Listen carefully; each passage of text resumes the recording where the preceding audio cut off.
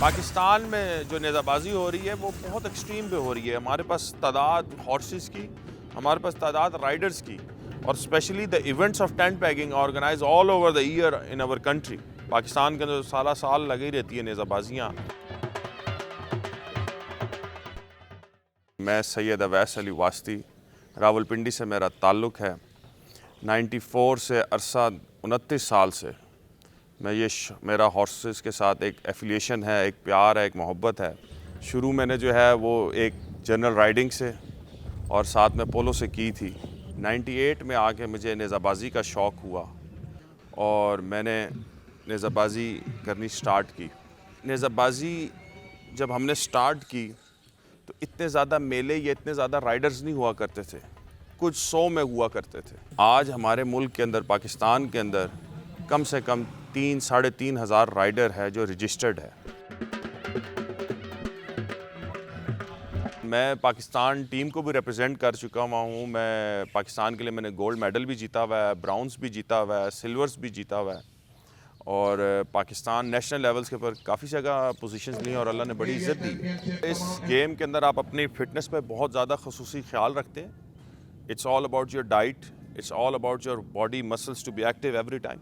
Best perform देने के लिए you have to be fit like any other sports. Wasti साहब दे अच्छे दौड़न दे घोड़े दी तहम्मल मिजाजी, वास्ती साहब दा स्टाइल, सांग दा टोंगड़ा।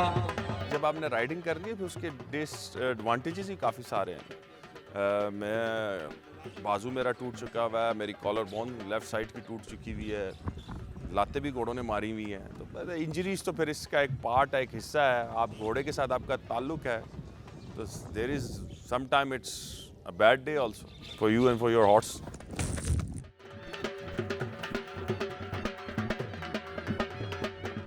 Every game has its own techniques, और ये टेक्निक्स जो हैं जब तक आप अपने सीनियर्स का एक्सपीरियंस आप हासिल ना करें तब तक आप इस चीज़ को समझ नहीं सकते, इसके ऊपर वेल परफॉर्म नहीं हो सकते। 4 घोड़े ले लेना, 4 सांगे ले लेना, 4 सवार इज़ नॉट गेम।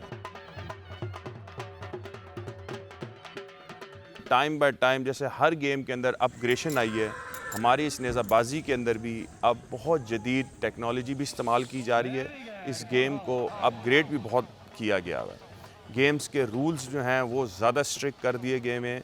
जो उसका टोटली जो एक एंगल है हमारी नेज़ाबाजी का यहाँ पे, वो आपको दुनिया में नज़र नहीं आएगा। द क्वालिटी ऑफ हॉर्स, जो हमारे घोड़ों का स्प्लिंट है, जो हमारे घोड़ों की खूबसूरती है, जो हमारे घोड़ों का ड्रेसेस हैं, जो हमारे क्लब्स के ड्रेसेस हैं, हमारा स्पेशल ट्रेडिशनल जो पगड़ी पहनना है, कुल्ला पहनना है, वेस्ट कोट पहनना है, बोस्की की कमीज़ पहननी है, लट्ठे की शलवार पहननी है। सो दिस इज़ समथिंग जो टोटली जो है वो हम अपने जो है ट्रेडिशंस को उठाते हैं। This is not a horse, it's affiliation, it's a love between you and that animal.